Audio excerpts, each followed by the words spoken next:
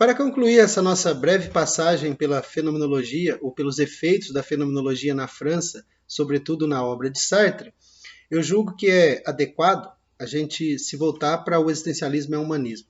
Eu estou aqui com a tradução que tem dos pensadores, que é aquele volume junto com Heidegger, mas, enfim, tem várias traduções. E, em linhas gerais, esse texto ele tem por objetivo defender, né, Sartre mesmo diz lá no início, defender o existencialismo de certos preconceitos, de certas acusações das quais ele estava sendo vítima. É claro que uma leitura bastante recomendável do texto inteiro.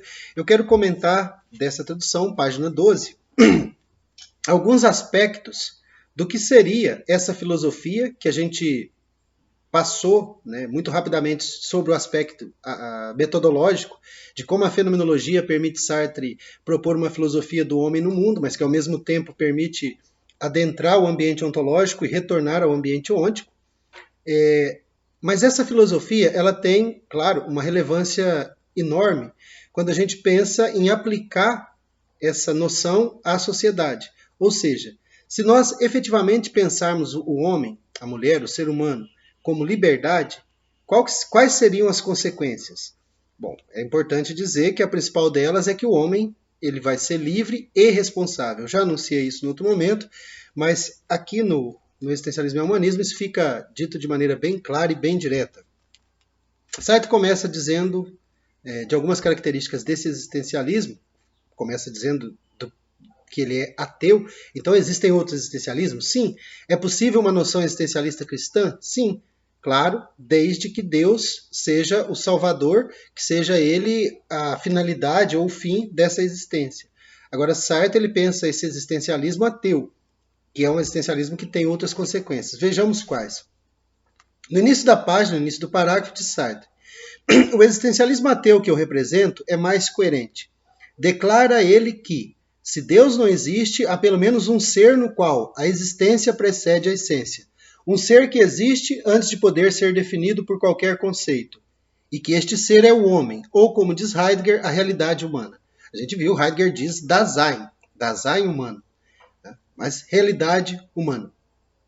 Esse ser, essa realidade humana, ela só pode produzir a sua essência. É por isso que o ser humano mesmo se define. Quando dizemos que ser humano é ser homem ou mulher, é uma definição prévia que nós mesmos constituímos a partir, não sei, da genitália, possivelmente. Ou pelo menos inicialmente teria sido essa a razão. Importa dizer, e o Sartre continua um pouquinho depois, uma frase depois, significa que o homem primeiramente existe e se descobre, surge no mundo, e que depois se define.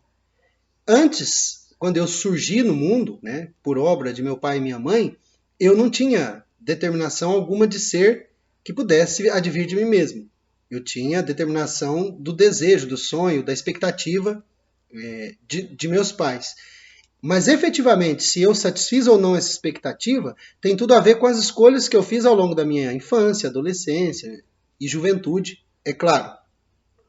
O homem, tal como concebe o existencialista, se não é definível, é porque primeiramente não é nada. O que é um bebê? Um bebê é uma possibilidade de ser homem, de ser mulher, mas efetivamente ele é incapaz de ser por si mesmo. O bebê, se for abandonado só, ele morre. Então você tem ali uma possibilidade que é indefinível de antemão. Ainda que essa criança nasça com determinada genitália que, pela cultura, ele seja encaminhado a se vestir de azul ou rosa, efetivamente o que ele será uma escolha que ainda não foi tomada. Por mais que os pais desejem, não se trata de uma escolha. Será no momento do afloramento da sexualidade desse indivíduo que ele efetivamente, ou ela, efetivamente se revelará naquilo que ele é. Independente da expectativa que se crie. O homem não é apenas como ele se concebe, mas como ele quer que seja, como ele se concebe depois da existência, como ele se deseja após este impulso para a existência. O homem não é mais do que o que ele faz. Tal é o primeiro princípio do existencialismo. Essa distinção da intenção, da boa intenção ou da capacidade, ela é absurda. É como se nós existíssemos em potência. Eu poderia ter sido jogador de futebol. Não, eu não poderia ter sido jogador de futebol porque a minha escolha me fez professor de filosofia. Determinado aluno poderia ter passado se tivesse estudado. Não existe esse se, porque o se tivesse estudado é só uma possibilidade que não se realizou. Então, efetivamente, é só uma potência. Então, o homem ele é em ato, a mulher é em ato. O ser humano, ele é aquilo que ele faz. Por isso, é tão importante, quando a gente for falar no segundo comentário que eu pretendo fazer sobre ética, é tão importante que nós nos tomemos, né, como aqueles que são responsáveis pelo mundo e pela maneira como esse mundo se realiza pelas nossas ações. Então, não se trata de uma ética da boa vontade, não se trata de uma capacidade medida pela possibilidade, mas por aquilo que é feito. Ou seja, se eu posso dizer que algum escritor é genial, que o gênio do Proust, por exemplo, eu posso dizer por aquilo que ele escreveu. Agora, se ele fosse uma pessoa super capaz e não tivesse escrito nada, ele teria sido esquecido e estaria sendo ignorado, é claro. Um trechinho depois sobre o que nós somos. Bom, então nós somos, primeiro existimos. Primeiro é necessário que o bebê seja encaminhado, né, ao mundo humano da linguagem, da significação dos fenômenos. E ali, esse ser que primeiro existe, ele desenvolve, melhor dizendo, a sua essência como um projeto. Então vejamos do que se trata esse projeto. Projeto que é possível porque ontologicamente nós somos seres para si, ou seja, o fato de não coincidirmos conosco mesmo nos permite, pela falta, projetar um futuro e realizá-lo ou não. Mesmo que a gente projete o futuro como repetição do passado, somos nós mesmos que vamos manter esse futuro assim. Ou seja, eu não serei professor para sempre. Eu serei professor por um tempo, claro, a própria contingência do ser vai cuidar de me matar um dado momento, mas logo depois antes ainda dessa morte, eu serei professor pelo tempo que eu me fizer professor. Então, é o ato de continuar estudando, dando aulas, corrigindo trabalhos, fazendo pareceres, enfim, independente da pandemia, independente de ter que ser feito com um vídeo gravado, né, que é bem diferente da sala de aula, ainda assim, o que me faz professor são essas atitudes. Então, o homem é aquilo que ele faz. Eu não posso ser bom tendo atitudes malvadas, e vice-versa. Eu não posso ser malvado se aquilo que eu fiz não tem, né, no contexto onde for aplicado, maldade. O homem é, antes de mais nada, um projeto que se vive subjetivamente, em vez de ser um creme, qualquer coisa podre ou uma couve-flor. Nada existe anteriormente a esse projeto. Nada há no céu inteligível. O homem será, antes de mais, o que tiver projetado ser. O homem pode ser o Pablo Escobar, né? Ele pode ter essa pessoa como modelo, assim como ele pode ter o Gandhi como modelo, ele será aquilo que ele fizer, aquilo que ele escolher fazer. É claro que os modelos são tirados daquilo que é mais próximo.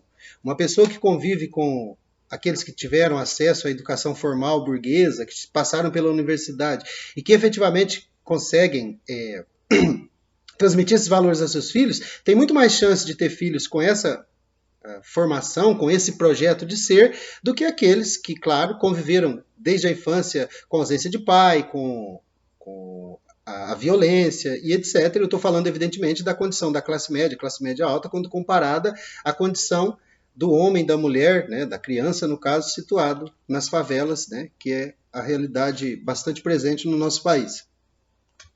Não será senão aquilo que ele tiver projetado ser. É claro que os projetos malogram.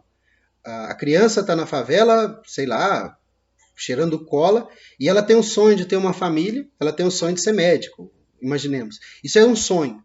Agora, no caso daquele aluno da classe média, que teve acesso à educação formal, está nos melhores colégios e etc., é uma questão de projeto, é uma questão de tempo, é uma questão de realização. Então, nesse sentido, a gente não pode desprezar ou desconsiderar a situação, mas efetivamente o homem é aquilo que ele faz.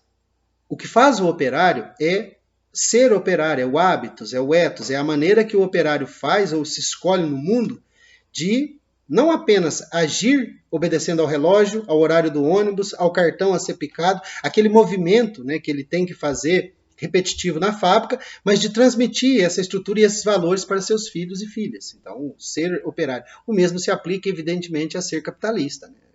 Não se trata de nascer com uma cartola na cabeça, né, com uma casaca, se trata de nascer filho de pessoas assim.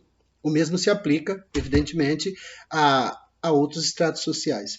Ainda, na página 12, um pouco mais nesse mesmo parágrafo, diz o Sartre: mas se verdadeiramente a existência precede a essência, o homem é responsável por aquilo que é. Então, é uma faca de dois gumes. É necessário que eu admita que eu sou livre, mas essa liberdade, que é evidente, que fenomenologicamente se revela, ela exige uma responsabilidade em mesma medida. Então o homem, ele é aquilo que ele faz, ele não tem uma determinação prévia, porque não há um Deus e não há uma natureza. A natureza somos nós que a naturalizamos. Então, como o mundo é humano, não há nenhuma determinação prévia. E será cada um dos homens, ou a humanidade como um todo, que será aquilo que ela se projeta. Se a humanidade se projeta em guerra, ela será a guerra. Se ela se projeta em paz, ela será a paz. Assim como ocorre com grupos menores de pessoas e como ocorre com indivíduos. Então, nós somos o que fazemos e, sobretudo, é fundamental, somos responsáveis por aquilo que somos e por aquilo que fazemos.